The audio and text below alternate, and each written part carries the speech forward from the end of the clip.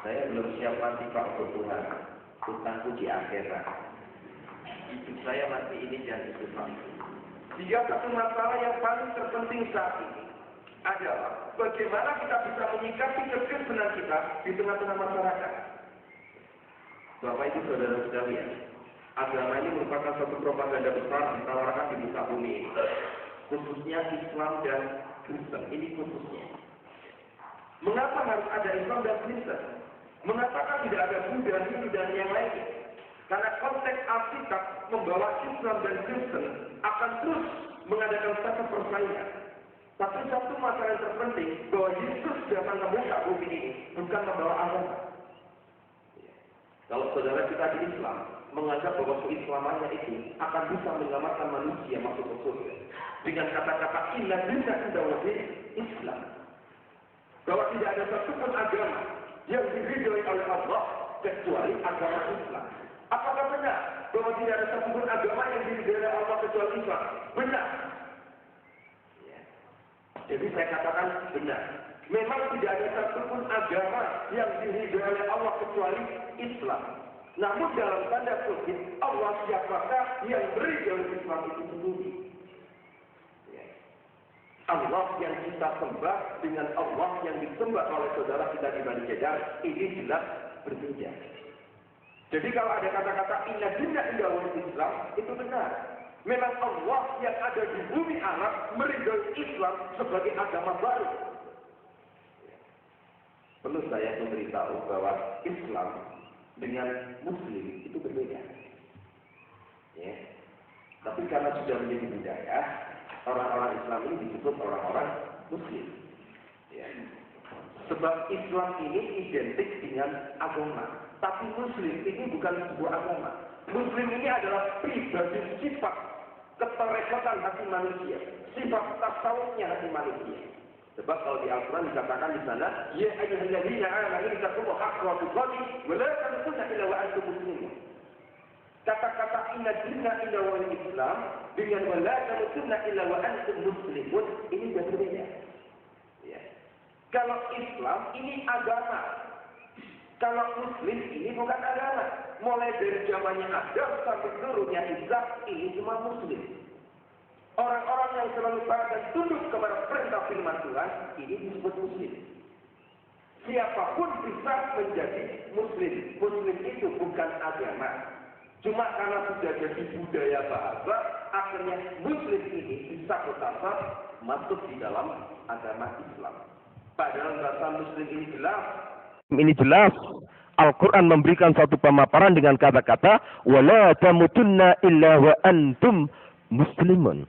Berbeda dengan kata-kata inna dina inda wahil Islam. Ini perbedaannya. Ada satu hal lagi. Kalau kita seringkali membuat satu tatanan bahasa, mengapa saudara-saudara kita menyebut nama Isa? Ya. Kalau Isa jadi Yesus, ini sangat-sangat berbentangan. Kalau Abraham jadi Ibrahim, mungkin tidak menjadi masalah. Tapi kalau Isa jadi Yesus, ini sangat bermasalah. Tapi ketika kita memahami, masuk di dalam pembelajaran Torekot ke dalamnya, di sini kita akan memahami apa yang disebut Isa. Ya. Isa ini bukan nama. Isa ini adalah gelar. Sehingga Isa itu disebut At-Tauhid. Satu-satunya. Sehingga nama yang terus dihadapkan dan ditulis oleh Al-Quran disebut Al-Masih Isa alaihi salam. Ya. Al-Masih tidak boleh ditaruh di belakangnya Isa, pasti ditaruh di depannya Isa. Al-Masih ini adalah orang yang diurapi Tuhan. Isa ini adalah At-Tauhid satu-satunya. Alaihi salam itu artinya pemberi penjamin keselamatan. Sehingga Isa itu dijuluki Nabi pembawa syafaat. Ya, jadi kalau diringkes jadi satu, dia orang yang diurapi Tuhan dan satu-satunya penjamin keselamatan. Bukan salah satu. Satu-satunya penjamin keselamatan. Di Indonesia ini dipercaya oleh saudara-saudara kita di Bani Kedar. Itu ada 25 para nabi dan rasul. Dan hanya ada 2 gelar nabi. Yaitu Isa dengan Muhammad. Isa punya gelar AS. Muhammad punya gelar SAW. Nah, tapi sayang di Indonesia, dari mulai zamannya Adam sampai turunnya Isa itu semua di belakangnya dikasih AS. Saya nggak mengerti bagaimana pola pemikiran di Indonesia. Saya nggak ngerti dia memakai paham yang bagaimana. Yang jelas gelar ini pengakuan seluruh umat Islam di dunia. Dua gelar ini hanya dimiliki dua nabi.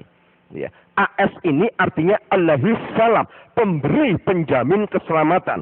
Sehingga Yesus diberikan gelar Asyukruh, perhiasan syafaat, pemberi jaminan keselamatan itu sendiri. Muhammad itu diberikan gelar SAW, Sallallahu Alaihi Wasallam. Artinya adalah peminta jaminan keselamatan. Ini perbedaannya. Sehingga Muhammad diberikan gelar Nabi pembawa salawat. Yang satu Nabi pembawa syafaat, yang satu Nabi pembawa salawat. Ya. Syafaat ini bergerak untuk memberikan doa kepada seluruh umat manusia. Salawat ini peminta doa bagi seluruh umat manusia. Ya. Setiap habis orang sholat, wajib hukumnya baca salawat. Setiap orang habis ngaji, wajib hukumnya baca salawat. Allahumma sholli ala Sayyidina Muhammadin wa ala ali Sayyidina Muhammad ku anfusakum wa alinkum nar. Ya Allah, selamatkanlah junjunganku Muhammad. Wa ala alihi, selamatkan juga sanak kadang keluarganya. Ya. Wa sahbihi, selamatkan juga para sahabatnya. Ya. Ku anfusakum wa alinkum naro, dari ancaman Allah yang berupa neraka. Jadi kita tinggal memilih, mau memilih nabi yang membawa syafaat atau mau memilih nabi yang membawa sholawat. Tinggal kita memilih. Dan kita menawarkan kepada umat manusia. Bukan menawarkan agama. Agama tidak bisa menyelamatkan manusia. Tapi kita tawarkan. Mau meneruskan, mengikuti teladan junjungan yang akan memberikan jaminan keselamatan itu sendiri.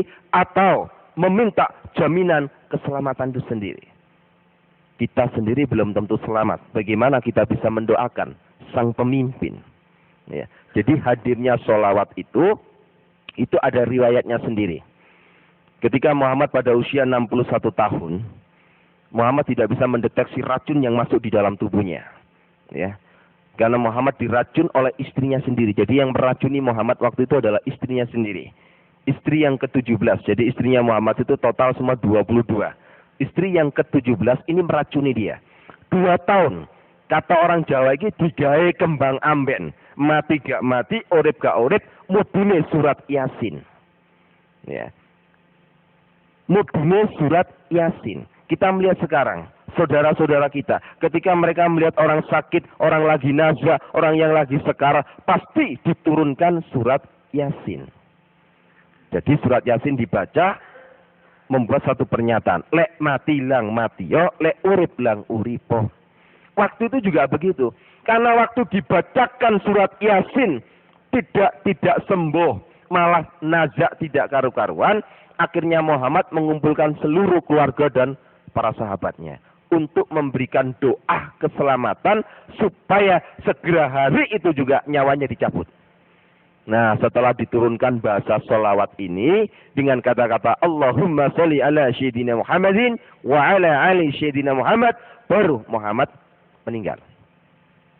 Ini satu hal yang paling terpenting yang perlu kita garis bawahi supaya kita bisa memahami kekristenan yang kita bawa, agama yang kita bawa.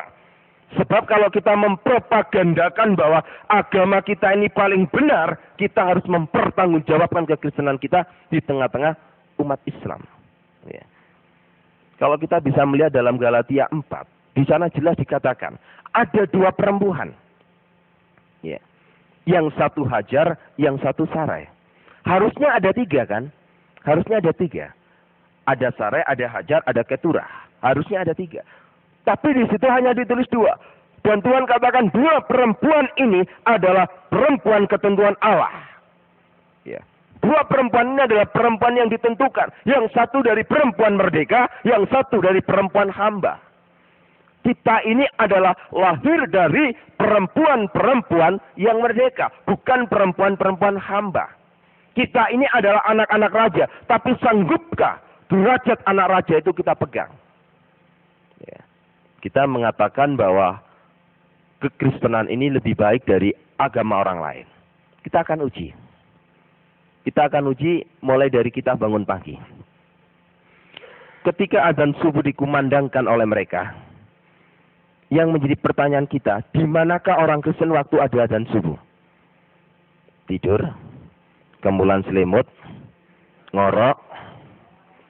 Bagaimana mungkin kalau kita mengatakan bahwa agama Kristen ini adalah agama yang lebih benar daripada agama Islam? Padahal ketika saudara kita di Bani Kedar mengumandangkan suara azan subuh, orang-orang Kristen lagi tidur. Tapi ngomong agama jarene luwe api.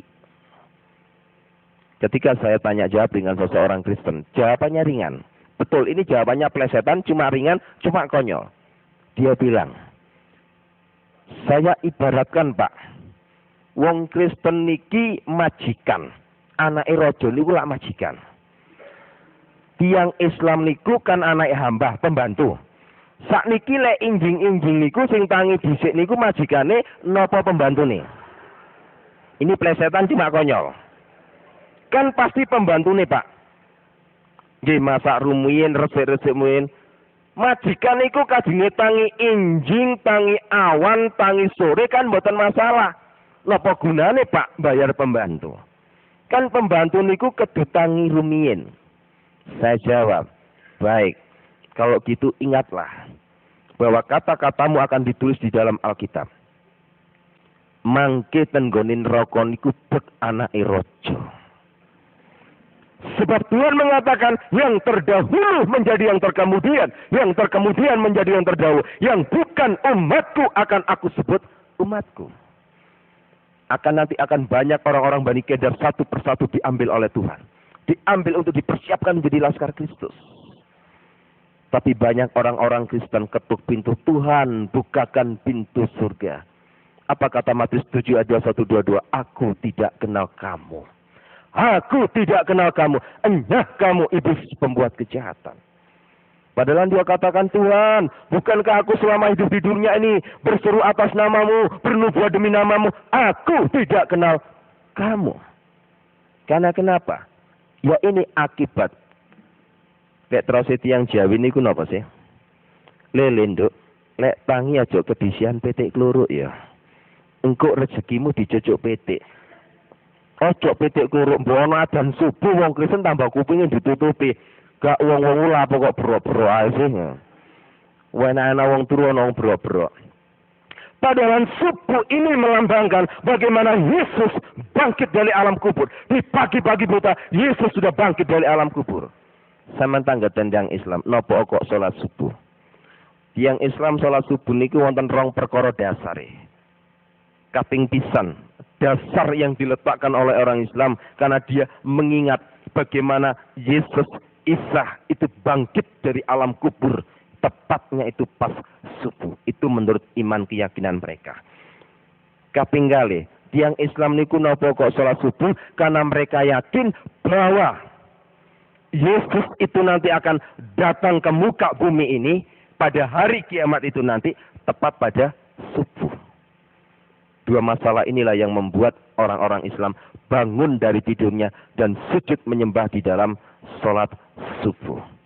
Lek tiang Islam niku saged menghargai kebangkitan Tuhan Yesus, saged keweden karena sing jenenge Isa alaihissalam niki makin dugi ten dinten kiamat pas subuh. Kenapa kita sebagai anak-anaknya jauh daripada semuanya itu? Bapak Ibu Saudara yang terkasih, ada satu masalah yang terpenting ketika saya ada di Medina sana. Ada satu hal yang terpenting bahwa orang-orang yang berangkat naik haji itu kalau pulang itu yang selalu dibawa adalah air zam-zam. Ya, itu sudah pasti air zam-zam itu nomor 1 dibawa. Nek jenengan ziarah tenggone tanggi sing langsung digi mulai kaji niku sing dipadosi pertama kali banyu zam-zam. Namun yang menjadi permasalahan saat ini, adakah kebenaran di balik air zam-zam ini? Ya. Mereka memburu air zam-zam. Dan Masjid Sunan Ampel niku air Zam-Zam 1 botol aqua itu dijual 12.500. Itu pun dioplos dengan air sumur Sunan Ampel. Begitu mahalnya mereka mengeluarkan uang puluhan juta masuk ke Medina untuk membeli air Zam-Zam. Tapi betulkah bahwa air Zam-Zam ini ada? Ini yang menjadi permasalahannya. Betulkah bahwa air Zam-Zam ini ada? Ya. Ketika kita melihat sebuah sumur di sana, sumur itu ditulis dengan tatanan bahasa alif, lam, mim. Alif itu Allah, lam itu air, mim itu kehidupan. Dipercaya bahwa sumur ini mengeluarkan sumber air kehidupan. Menungso niku sing dinteni niku banyu. Banyu niku wonten lambange tenggone Gusti Yesus. Orang Buddha itu yang dinantikan juga Yesus. Tanya ke orang Buddha. Di dalam kitab Weda 268. Di sana dikatakan bahwa seluruh umat Buddha menantikan Buddha terakhir. Saudara kita Bani Kedar juga menantikan Yesus. Di dalam surat As-Sukrub 61 jelas di sana dikatakan, wa innahu la ilmu sya'ati fala tamtaruna wattabi'uni hadza siratal mustaqim. Sesungguhnya Isa hakiman adilah, dia akan menjadi hakim yang adil. Ya, itu ada dalam surat As-Sukrub 61. Menjadi hakim yang adil. Fala tamtaruna wattabi'uni hadza siratal mustaqim. Apa kata Isa di sana? Ikut aku. Aku ini jalan yang lurus. Jadi Al-Quran sudah memberikan gambaran bahwa Al-Quran memerintahkan kepada seluruh umat manusia untuk ikut Isa. Belum pernah ada satupun ayat yang mengatakan bahwa Muhammad ngomong ikutlah aku. Aku ini jalan yang lurus. Itu belum pernah ada. Tapi hanya ada satu kata. Ikut aku, kata Isa. Sebab aku ini jalan yang lurus. Ya. Seringkali saudara kita dalam sholat wajib, seringkali dia yang membacakan pasti surat Fatihah. Dalam ayat yang ke-6, seringkali dibaca dengan kata-kata, ihdinas siratal mustaqim. Ya Allah, tunjukkan aku jalan yang lurus. Bagaimana cara kita bisa menginjil? Kita bawa Alkitab. Ini baca Yohanes, Tuhan Yesus ngomong, aku jalan kebenaran dan kehidupan. Tidak masuk. Dia akan tertawa, propaganda katanya. Al-Quran bertanya, Al-Quran juga harus memberikan jawaban. Karena kenapa? 75% Al-Quran, seluruh yang ada dalam Al-Quran, 75% sumbernya diambil dari Alkitab. Seluruh yang ditulis di dalam Al-Quran tentang Yesus, tidak ada satupun kesalahan. Tidak ada satupun. Jadi jangan kira Al-Quran itu sebenarnya hanya terjadi kesalahpahaman. Contoh kecil, kalau kita melihat acara Idul Adha. Menurut Islam yang disembelih itu adalah Ismail. Menurut orang Kristen yang disembelih ada Iska. Kalau saya sudah lagi bicara bau masakan gini, perut saya keroncongan malian. Ya. Tapi benarkah ini? Coba tanyakan ke saudara-saudara kita di Bani Kedar. Ya. Saudara kita di Bani Kedar itu kalau lagi bicara, itu pasti yang ditanya hanya satu. Endi dalile? Nah, bapak-bapak itu juga tanya begitu. Endi dalile nang Al-Quran lek sing dibeleh iku Ismail. Dudukno dalile, dudukno ayate, dudukno kitabe. Tidak ada satupun ayat yang menyampaikan bahwa yang disembelih itu adalah Ismail. Nggak ada satupun ayat. Ya. Justru yang disembelih oleh Ibrahim menurut Al-Quran adalah Iska. Walaupun nanti pada akhirnya diganti domba. Jadi Al-Quran tidak pernah ngomong Ismail. Di dalam kitab suci Al-Quran yang diomongkan, yang disembelih itu bukan Ismail. Ada banyak. Contoh kecil orang Islam tidak percaya kepada penyaliban. Bagaimana mungkin? Tidak ada satupun ayat Al-Quran yang tidak mengakui bahwa Yesus itu tidak disalib. Al-Quran mengakui mulai dari kelahiran, keselamatannya, dari penyaliban, sampai dibangkitkan hidup kembali. Rabbana atina fid dunya hasanah wa fil akhirati hasanah wa qina adzabannar. Kalau kita melihat di dalam surat Maryam 33, kalau saya terjemahkan dalam bahasa Indonesia, jelas di sana dikatakan, selamatlah ketika aku dilahirkan, kata Isa. Selamatlah ketika aku mati. Selamat pula ketika aku dibangkitkan hidup kembali. Dan pada ayat 34 jelas di sana dikatakan, Isa innahu rakhulullah kalimatu. Isa selalu mengatakan perkataan yang benar, yang mereka selalu berbantahkan kebenaran itu. Dan dia adalah rohnya Allah itu sendiri. Dan dia adalah kalimatuhu nurjana. Dia adalah firman yang hidup dan cahaya surgawi. Itu Isa. Jadi orang Islam ini mengapa kok sama orang Kristen? Kita mulai kembali pada Alkitab dulu. Diawali dari Kejadian 16. Tuhan sudah memberikan satu penulisannya. Bagaimanapun juga nanti hadirnya dari Bani Hasyim menurunkan Bani Kedar yang diturunkan dari Ismail. Disikapi dengan satu bahasa. Dia seperti keledai liar. Sekarang kita balik. Sanggupkah orang Kristen ini jadi pawang-pawangnya keledai liar? Bukan lihat keledai liar malah lari. Malah takut. Banyak orang Kristen lihat keledai liar malah takut. Tidak usah takut. Bagaimanapun kita harus mempunyai kemampuan. Dan dibimbing oleh Roh Kudus. Untuk menjadi pawangnya keledai liar. Supaya kita bisa menjinakkan keledai itu. Ya. Ini yang harus kita garis bawahi. Setelah saya banyak hal. 3 tahun ketika saya di Afghanistan. Ada banyak pembicaraan dari tokoh-tokoh Islam di sana. Kenapa orang Islam itu bisa benci sama orang Kristen? 1. Timbulnya roh iri hati. Tidak ada satupun ayat Al-Quran yang membicarakan bahwa umat Islam ini dijamin keselamatannya. Tidak ada satupun. Dan tidak ada satupun mengatakan bahwa bangsa Arab ini adalah umat pilihan yang diberkati oleh Tuhan. Ini enggak ada. Mereka iri. Mereka bertanya, untuk apa aku percaya kepada Al-Quran? Kalau Al-Quran ternyata membicarakan agamanya orang lain. Membicarakan umatnya orang lain. Membicarakan junjungan lain. Hal sesuatu yang enggak masuk akal. Muhammad ditulis di Al-Quran itu cuma 2%. Yesus ditulis di Al-Quran 75%. Sesuatu yang aneh. Harusnya itu Yesus ditulis 2%. Muhammad ditulis 75%. Ini keterbalikannya. Sehingga banyak orang Islam mulai berpikir. Kenapa kok bisa begini? Dia terus cari. Dia kepingin tahu diberkatilah Allah Abraham, Allah Yakub, Allah Ishak. Dan harus ditambah Allah Ismail. Al-Quran tidak pernah menemukan dan menulis satu ayat pun tentang diberkatilah Allah Ismail. Selalu dikatakan diberkatilah Allah Abraham, Allah Ishak, dan Allah Yakub. Di manakah Ismail? Mereka protes. Mereka protes. Kenapa Tuhan ini enggak adil? Sangat-sangat tidak adil.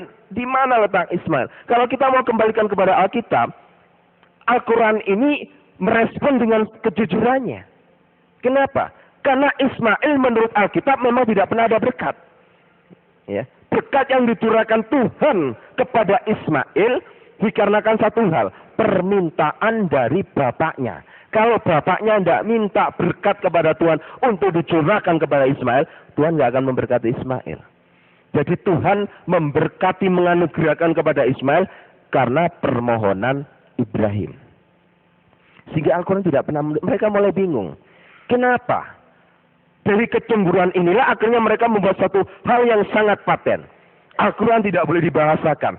Al-Quran harus dibahasakan sesuai dengan bahasa aslinya. Apa yang terjadi di Indonesia? Terjadilah sebuah tatanan bahasa Iqra. Tata cara membaca Al-Quran. Baca tok itu sudah ibadah. Baca tok itu sudah dapat pahala. Di akhir zaman, wong Kristen melok-melokan Iqra. Alkitab cuma dipocot tok. Ora dilakoni. Kalau menurut orang Islam baca Al-Quran ini dapat pahala dan ibadah. Menurut keyakinan orang membaca Alkitab ini bukan ibadah. Ini bukanlah pahala. Sebab apa? Moco gak dilakoni ya percuma. Ya, banyak kan? Salah tafsir jemaat kepada pendeta. Pagi kita baca satu pasal. Ya sudah dibaca satu pasal. Mari ditutup sudah selesai.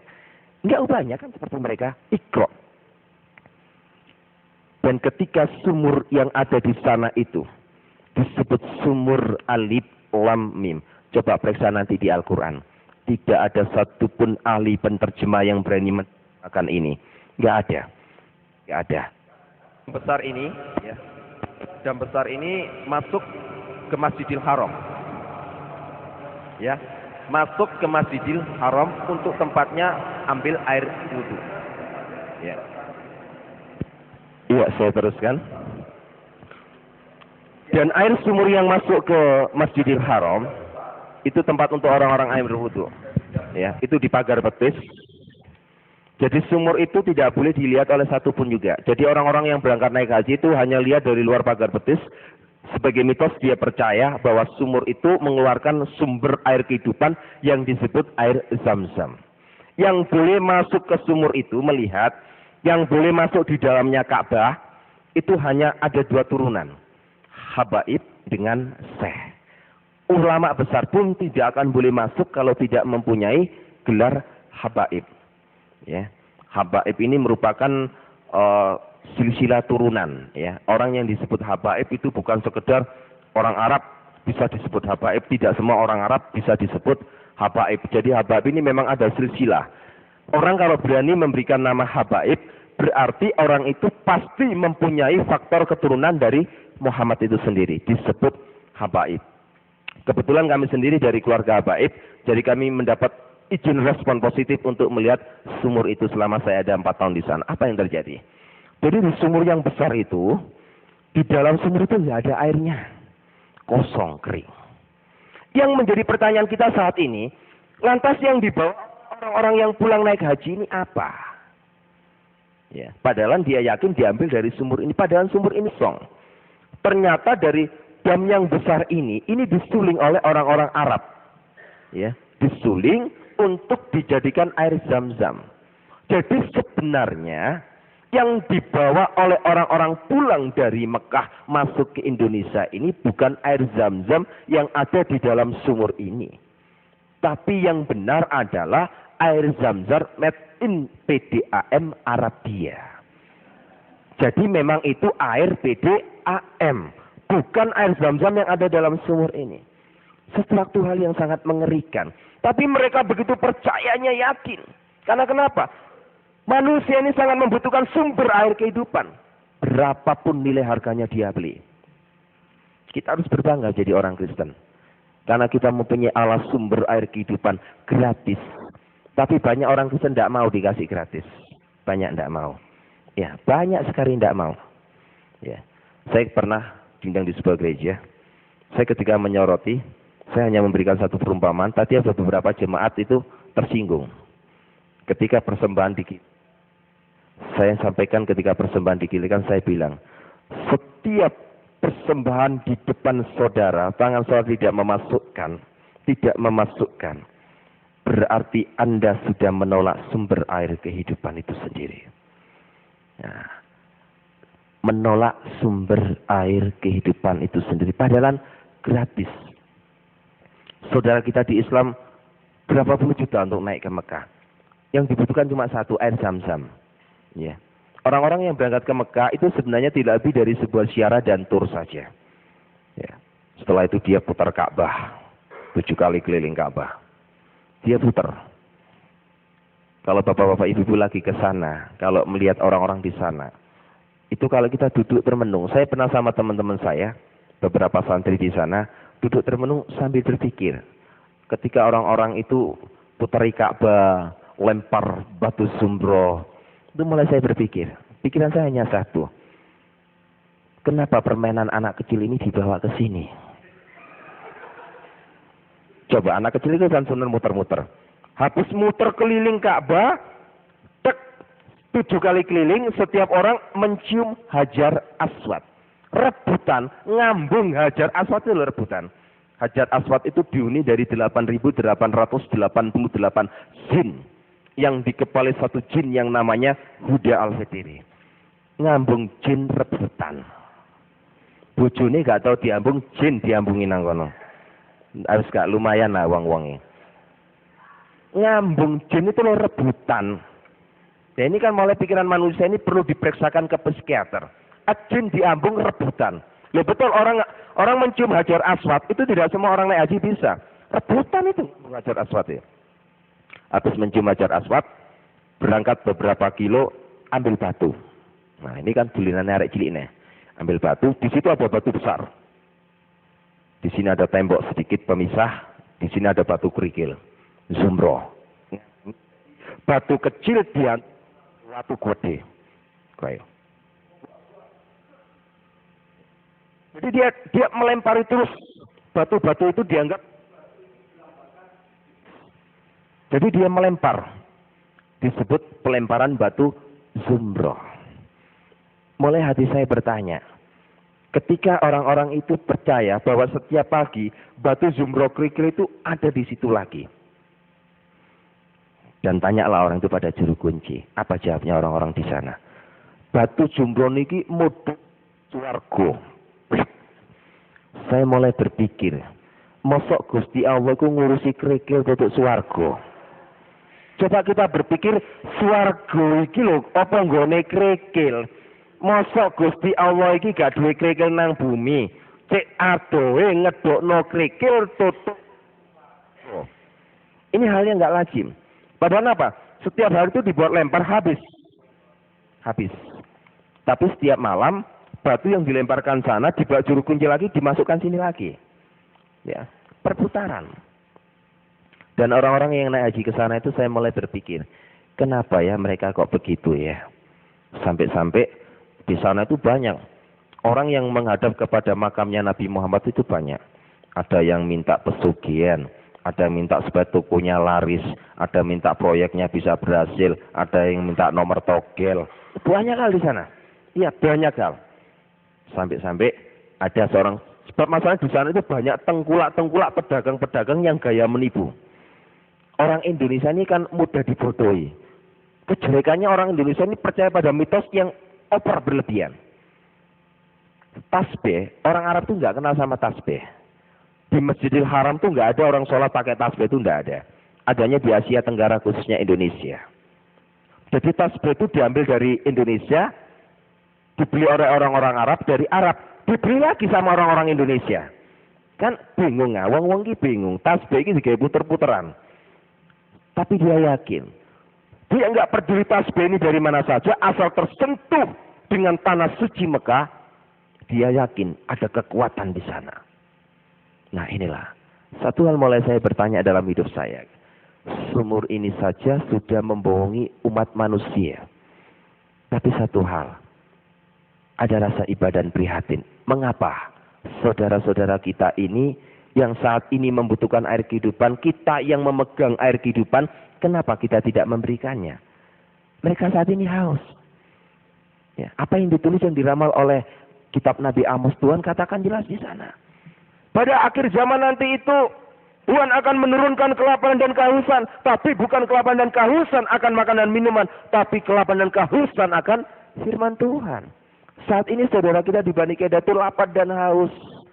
Kitalah sebagai pemegang kunci. Jangan takut. Jangan takut. Orang Bani Kedah itu nggak perlu ditakuti. Nggak usah takut. Waktu mati ya sudah mati, nggak masalah. Ya. Nggak usah takut kita jadi orang Kristen. Kita mati hari ini pun tidak masalah. Tuhan sudah sediakan rumah di surga. Asal ojo ninggali utang dhisik nang donya, ninggali utang payah, tagih nang akhirat nanti. Bapak Ibu Saudara yang terkasih, satu hal yang ada di Mekah sana tidak pernah merubah hidup saya untuk menjadi orang Kristen, tidak. Ya, saya memang mulai ada rasa kesiakan, tapi bukan berarti saya kepingin melirik agama Kristen untuk menjadi pilihan agama saya, tidak juga. Sebab di mata hati saya tetap menganggap bahwa Kristen itu adalah agama kafir. Mentuhankan manusia, mentuhankan seorang nabi. Tuhan kok punya anak, berbagai banyak hal. Sehingga mulai saya menyelidiki. Untuk melihat Yesus sebagai Tuhan, tidak bisa melalui sekolah teologi. Saya nggak percaya. Sangat-sangat nggak percaya kalau sekolah teologi bisa membuktikan bahwa Yesus itu Tuhan. Saya pun tidak percaya kalau sekolah teologi bisa membedah Allah Trinitas. Mulai zaman kecil saya sampai sekarang, perdebatan Allah Trinitas terus terjadi. Karena kenapa? Terlalu banyak teori. Kekristenan kita ini hanya ada satu, memiliki Roh Kristus. Kita punya talenta, punya karunia. Apa saja kalau hati kita nggak ada Roh Kristus, itu namanya pembohong. Apapun yang kita perbuat, Roh Kudus akan bekerja. Ketika saya diundang oleh Kiai Haji Mansuri di Pondok Pesantren Al-Fatah di Pasuruan pada tanggal 11 November waktu itu, pertemuan membahas alat Trinitas. Banyak orang teologi mengatakan itu kayak matahari, kayak rokok, kayak apalagi banyak perumpamaan alat Trinitas. Semua difatalkan. Saya hanya katakan, subhanallah, alat Trinitas adalah alat Trinitas. Tidak bisa disamakan dengan satupun. Allah yang saya sembah adalah Allah yang esa. Allah yang saya sembah, Allah yang tidak bisa dilihat. Sampai sekarang anak saya Nur Saida itu, anak saya yang pertama, ya, dia anak pertama yang baru masuk di sekolah SMA Negeri 5 Surabaya. Itu barusan masuk Kristen. Tapi dia sudah memenangkan banyak jiwa teman-temannya. Dia sudah dibentuk menjadi laskar yang begitu kokoh. Ketika anak saya didatangi oleh teman-temannya Islam di SMA, dia tanya, kebetulan di ruang tamu ada sebuah poster gambarnya Tuhan Yesus. Anak-anak saya ditanya oleh teman-temannya, ini adalah jebakan, berhati-hatilah. Kalau kita sampai orang Islam bertanya kepada kita, itu gambarnya siapa? Kita akan jawab, itu gambarnya Tuhan Yesus. Jangan salahkan kalau orang Islam ngomong bahwa kita ini orang kafir. Ya, berhati-hatilah. Itu gambarnya Tuhan Yesus. Loh, Tuhan kok bisa digambar? Kan logis ya, sangat logika. Masa Tuhan bisa digambar? Jadi harus kita melihat satu ruang lingkup di mana kita berbicara. Kalau kepada saudara kita di Bani Kedar, jangan sekali-kali bilang itu adalah gambar Tuhan Yesus. Tapi sampaikan, berdasarkan dalam surat Al-Anas ayat 2 dan 3, ia adalah Malikinas. Yesus iku rojoni menungso. Dia adalah ilahinas. Ilahi menungso ilahi. Yesus adalah ilahi manusia. Dia adalah manusia ilahi. Yang digambar, yang dilukis ini adalah manusia adanya. Tapi dia adalah ilahi itu sendiri. Disebut ilahinas. Ilahi manusia, manusia ilahi. Orang Islam gak akan bisa jawab.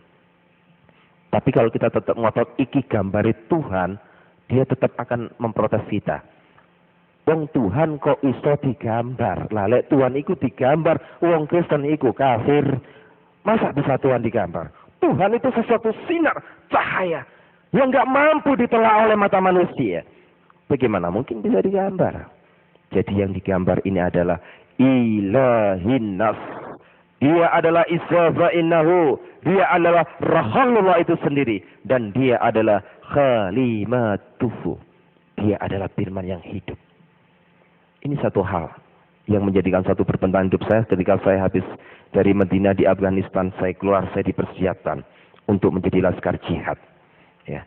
Sebelum saya menjadi laskar jihad, saya benar-benar dibentuk. Waktu itu ada di Ambon. Ya, saya bersama Ustadz Jafar waktu itu.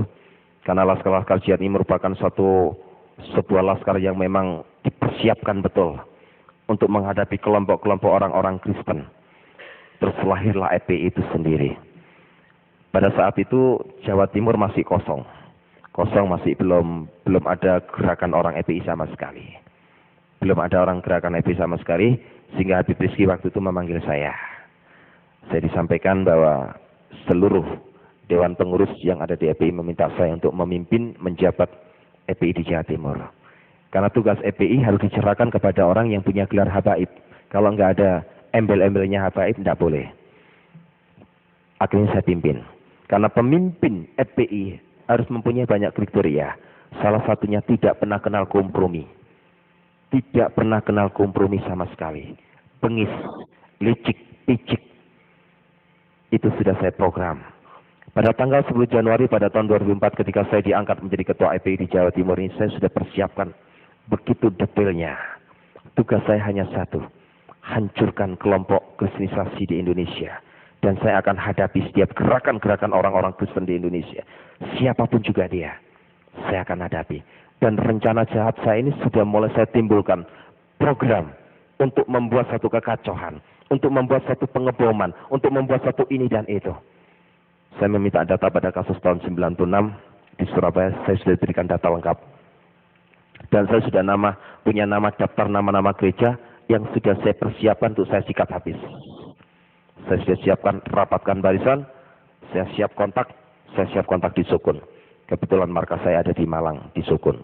Ya, 500 meter dari Sekolah Alkitab Nusantara. Itu markas besar saya sampai sekarang tetap berdiri teguh. Mereka setiap hari Kamis kumpul, selalu pakai jubah, pakai celana 3/4. Banyak itu dalam kepimpinan saya, sekarang dipimpin oleh Ustadz Kusnul. Ya. Satu kepimpinan saya persiapkan. Tapi apa yang terjadi? 2004 adalah tahun persiapan saya untuk menghancurkan orang-orang Kristen. Saya nggak mengerti mengapa saya benci kepada orang Kristen. Saya tidak mengerti. Hanya saya ditanamkan oleh guru saya bahwa orang Kristen itu kafir. Walan terdoan kal Yahudi wala Nasara. Hata tatabiya milatam. Wong Yahudi ku nggak ubah kalau babi. Wong Kristen itu nggak ubah seperti anjing. Dia adalah haram. Penanaman itu tertanam dalam hati saya.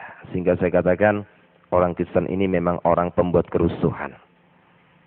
Kebencian saya semakin mendalam. Saya persiapkan betul. Nah, kebetulan saya sendiri terlibat dalam Dewan Pengurus sebagai penasihat paguyuban paranormal. Nah, waktu itu Ki Joko Bodo sempat ngebel saya. Habib, boleh nggak saya meminta sesuatu untuk mendampingi saya untuk melacak golekan Kencono bersama beberapa teman paranormal. Akhirnya saya iakan. Ya, memang saya secara pribadi mengenal dunia goib itu bukan belajar dari turunan. Jadi saya usia 4 tahun itu saya sudah bisa melihat, oh di situ itu ada ini dan itu. Sehingga ketika LaTV membuka satu peran tim pemburu hantu, kami terlibat di dalamnya untuk menjadi tim pemburu hantu di sana. Ya, mungkin yang sering kali lihat LaTV tidak akan asing karena rambut saya waktu itu masih panjang. Ya. Tapi sekarang seringkali di siaran tayang, di siaran tunda ulang, terus itu terjadi di LaTV. Saya nggak tahu apa motivasinya, tapi saya biarkan aja. Saya merasa juga nggak dirugikan dalam hal itu. Satu masalah yang sangat terpenting waktu itu. Tepat pada tanggal 29 Maret, saya bersama rekan-rekan untuk mengambil golekan Kencono itu.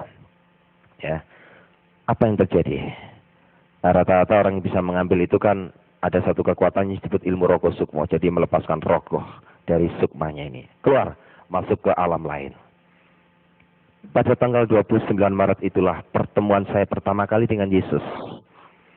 Saya ambil, terus saya lacak, saya baca segala bentuk cara.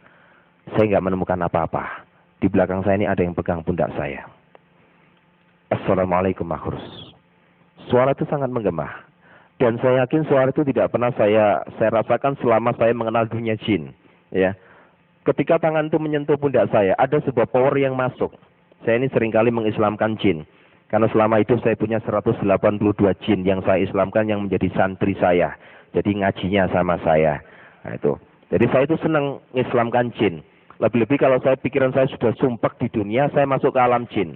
Karena alam jin itu cantik-cantik, beda dengan Gondoruo. Ya, kalau Gondoruo itu tidak ada yang cantik, semua jelek-jelek. Ya, kalau jin itu orangnya di sana itu memang cantik-cantik. Sehingga orang-orang dari paranormal kalau sudah masuk ke alam jin, banyak kan. Paranormal itu banyak menikah dengan bangsa halus itu banyak menikah dengan jin. Paranormal yang pikirannya sudah EQ-nya sudah jongkok sampai menikah dengan Gondoruo pun juga sering terjadi. Ya, padahal bersentuhan saja saya rasanya juga bagaimana kan. Sebab Gondoruo itu dari jarak radiasi jauh gitu baunya sudah tercium. Jadi Gondoruo itu baunya arus amis gitu. Makanya di desa-desa kan kadangkala ada suaminya meninggalkan istrinya, terus ada yang datang persis suaminya, ya kan? Nah, Gondoruo itu pintar mendo-mendo jadi orang lain, tapi dia nggak bisa merubah kakinya. Jadi mulai wajah sampai kaki ini bisa. Jadi lutut ini sampai ke bawah tetap kakinya Gondoruo. Jadi dia hanya bisa merubah dari sini sampai ke atas dia bisa merubah. Ini seringkali kejadian, ya seringkali kejadian. Ada banyak memang ya. Saya seringkali ditanyakan oleh orang Kristen, Pak, apakah betul Nyi Roro Kidul itu ada? Saja betul. 1 bulan saya 2 kali. Karena saya ada ikatan perjanjian darah dengan Nyi Roro Kidul. Jadi Nyi Roro Kidul itu bukan mitos, bukan cerita dongeng rakyat, bukan. Nyi Roro Kidul itu memang betul-betul ada. Saya yang jadi saksinya. Saya melihatnya sendiri, saya melihat kerajaannya sendiri, semuanya itu ada. Karena itulah kekuatan iblis. Ya, setan itu semuanya bisa berubah-berubah dalam segala hal. Ya, segala bentuk kekuatan apapun itu ada. ya. Sampai orang-orang paranormal ada yang menjual selendangnya Gondoruo, ya. Banyak, itu asli dari sana memangnya. Sampai jual toyol. Zaman saya dahulu toyol itu dijual 5 juta. Sekarang toyol itu sampai 10 sampai 20 juta, tergantung kesaktiannya. Kalau yang betul-betul ekspor impor, toyol itu sampai 30 juta per biji. Ya. Betul ini. Toyol itu mahal, ya. Betul. Toyol itu mahal. Ya, per ekor itu bisa sampai 30 juta kalau kesaktiannya itu bisa menembus dari 3 dimensi, itu sampai 30 juta. Jadi toyol itu juga punya ilmu. Kalau yang paling murah itu 10 juta. Paling murah. Ya, paling murah. Biasanya kalau paling murah itu yang jadi korban istrinya. Ya, istrinya itu tubuhnya enggak pernah bisa gemuk, kurus saja. Karena kenapa? Toyol ini sering ngempeng, kata orang Jawa itu ngempeng, ya. Ngempeng ke istrinya. Ya. Berhati-hatilah, ya. Jadi kalau ada orang kurus perempuan, berhati-hatilah, jangan sampai ngingut toyol, ya, jangan sampai. Ini bahaya, ya. Ini sesuatu yang bahaya. Bapak-bapak, ibu, saudara sekalian, satu hal yang sangat perlu kita garis bawahi. Setelah Tuhan memberikan satu hal kepada saya toleh ke belakang. Toleh ke belakang, dia menyodorkan tangannya. Inikah yang kamu cari? Sebelum saya masuk ke alam gaib, itu yang namanya golean kencono itu sudah diseket. Gambarnya seperti demikian. Tapi di tangan orang itu, saya tidak melihat gambar seperti golean kencono. Persis seperti roti. Ya, saya mulai berpikir, bukan itu yang saya cari. Dia tetap ngomong, ambil ini. Dia tetap ngotot. Saya hanya melihat tangan waktu itu. Tangan dan suara. Tangannya ini penuh dengan sinar yang saya tidak bisa lukiskan. Saya tidak bisa menerima itu. Karena saya nggak bisa menerima, waktu habis. Orang Rogo Sukmo ini ada sebuah waktu. Kalau waktunya habis, dia tidak kembali ke tubuh jasadnya, ini tubuhnya akan hancur. Jadi saya kembali lagi, omong punya omong. Nah, waktu itu Ki Jogobodo tanya pada saya, Habib, kira-kira sudah bisa deteksi? Sudah. Saya cerita kepada Ki Jogobodo, apa yang terjadi? Paranormal itu berbeda dengan Ustadz. Ya, kalau paranormal itu juga bukan orang Islam. Kayak Ki Jogobodo itu bukan orang Islam. Jadi sholat juga enggak, megang Al-Quran juga enggak. Karena kenapa? Rata-rata kalau asli paranormal, itu tidak percaya pada surga dan neraka. Termasuk Ki Jogobodo, Ki Gendeng Pamungkas. Itu termasuk orang-orang yang tidak percaya kepada surga dan neraka. Tapi aneh. Ketika saya sampaikan kepada Ki Jogobodo menyampaikan kepada saya, Habib, apa yang Habib lihat itu tadi, itu adalah lambang swarga. Ya, ini saya terjemahkan karena beliau kalau ngomong sama saya bahasa Jawa. Habib, sing jenengan tinggal niku mau sakjane wujude swarga. Saya mulai berpikir, orang yang tidak percaya kepada surga dan neraka, dia bisa membuat pernyataan bahwa itu adalah wujud, widatul wujud dari Nurjana itu sendiri. Terus saya bilang, tolong deteksi. Ya, deteksi tangan siapa yang menyentuh saya. Bukan apa-apa, sekedar bahasa orang yang lagi putus asa. Saya mau balik lagi ke jasad saya. Akhirnya dalam hati saya waktu itu mulai baca. Subhanallah. Terus saya baca. Walhamdulillah. Saya terus membacakannya. Subhanallah. Maha suci Engkau ya Allah. Aneh. Tak pocono surat jin mendatangkan kekuatan itu gak teko-teko. Tapi ketika saya baca Subhanallah. Maha suci Engkau ya Allah. Dia datang. Ini mulai jadi perhitungan saya.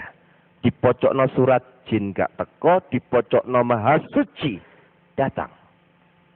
Ketika datang saya dalam kondisi tertunduk. Saya merasakan datang tuh biasanya memang orang-orang ahli gaib itu merasakan ada kekuatan angin besar. Itu dia rasakan, itu datang. Nah, ketika datang, dia langsung katakan satu hal kepada saya. Tanpa tedeng aleng-aleng, dia langsung sampaikan satu kata kepada saya. Ya ayyuhalladzina amanu. Tubiloleh tobat nasuha. Hai makhluk, bertobatlah kamu. Sesungguh-sungguhnya engkau bertobat kepada aku. Saya tanya, siapa kamu? Saya dalam keadaan kontak batin. Dia nggak mau memberitahu saya. Dia sodorkan tangannya persis seperti pertemuan pertama di belakang saya. Dia sodorkan tangannya. Ambil ini. Saya mulai bingung. Kenapa saya harus suruh mengambil ini? Saya tetap ngotot, siapa kamu? Saya hanya menyampaikan kalau saya mau ambil jimat itu, kalau engkau menyebutkan siapa nama kamu. Tetap tidak mau menyebutkan namanya. Akhirnya saya terpaksa harus mengambil benda dari tangan orang itu. Yang di atas tangan itu adalah roti. Ketika saya ambil, apa yang terjadi? Roti itu hilang dari tangan saya, masuk dalam seluruh organ tubuh saya. Ada hal yang sangat aneh, saya merasa 43 tahun saya pikul beban berat. Ketika saya ambil roti dari tangan itu, beban berat ini hilang. 43 tahun saya pikul beban itu, hari itu juga lepas begitu saja. Saya mulai merasakan, begitu indahnya. Kalau saya boleh pinjam bahasanya orang Jawa, setelah saya ambil jimat itu, ada kekuatan yang luar biasa. Pikulan ini hilang, beban ini hilang. Saya merasakan ada sebuah kedamaian yang tidak pernah saya miliki selama hidup. Sebab kedamaian dan kebahagiaan selama 43 tahun itu adalah sebuah kedamaian yang hampa, semu, palsu. Tapi setelah saya menerima jimat itu, saya merasa ada satu kekuatan yang Masya Allah, luar biasa. Akhirnya saya tanya, siapa kamu? Baru dia katakan kepada saya. Dia katakan